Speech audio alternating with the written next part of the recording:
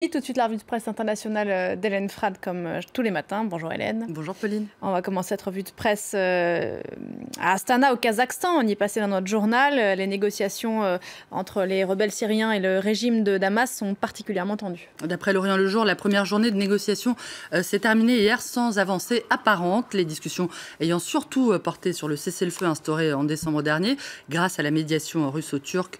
Le quotidien libanais rappelle que ce cessez-le-feu a certes conduit à une réduction de la violence malgré des violations régulières, mais que l'instauration de cette trêve n'est qu'une première étape, les rebelles et le régime devant toujours discuter des questions politiques et trouver un terrain d'entente sur le sort à réserver à Bachar el-Assad, une question nettement plus difficile à régler selon le journal.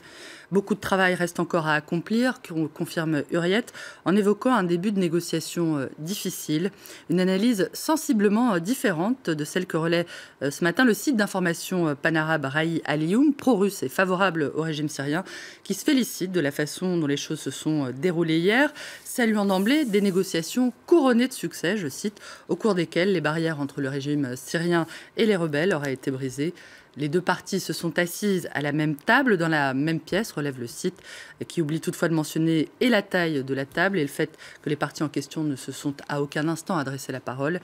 Résumé donc de la journée d'hier avec ce dessin publié par le quotidien panarabe basé à Londres, Al-Quds Al-Arabi, qui montre, on va le voir, un rebelle syrien assis effectivement à la table des négociations, sous l'œil de Bachar el-Assad, pas vraiment en confiance. Également très commenté ce matin, on en parlait avec Baptiste il y a quelques instants, la décision de Donald Trump d'entamer le retrait des États-Unis du traité de libre-échange transpacifique, le fameux TPP. En rejetant le TPP, le nouveau président américain amorce sa politique protectionniste, réagit le soir. Trump isole l'Amérique, titre le journal, qui parle d'un coup d'arrêt au libre-échange commercial traditionnellement défendu par les États-Unis, parle de l'amorce d'un changement de cap qui pourrait laisser le champ libre à la Chine.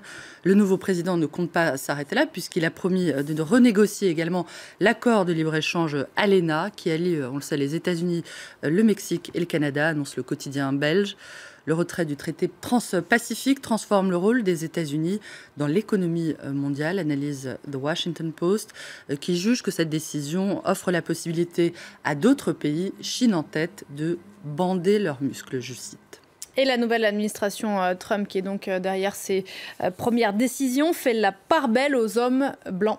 D'après The New York Times, l'équipe du nouveau président est celle qui compte le moins de femmes et le moins de personnes de couleur depuis le début des années 80, lorsque Ronald Reagan avait lui aussi fait le choix de s'entourer largement d'hommes blancs d'âge mûr.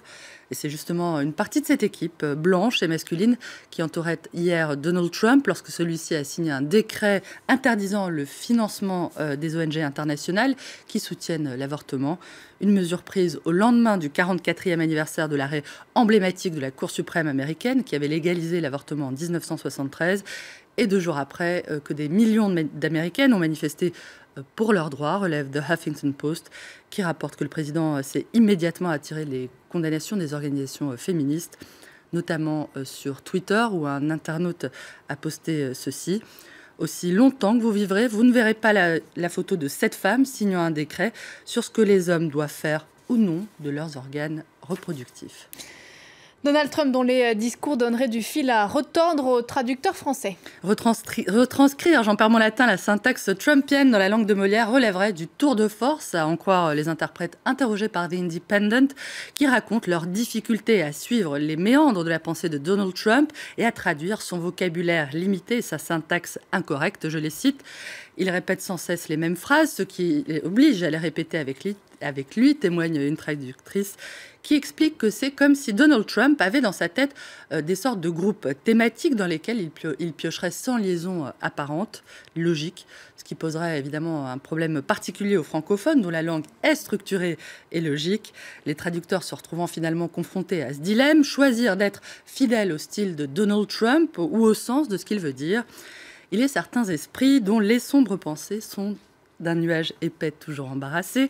Le jour de la raison ne saurait les percer. Ce qui se conçoit bien s'énonce clairement et les mots pour le dire arrivent aisément. C'est pas moi qui le dis, c'est Nicolas Boileau, un poète français du XVIIe siècle. En français dans le texte. Merci beaucoup Hélène. À demain pour de nouvelles belles lettres de notre belle langue logique et structurée.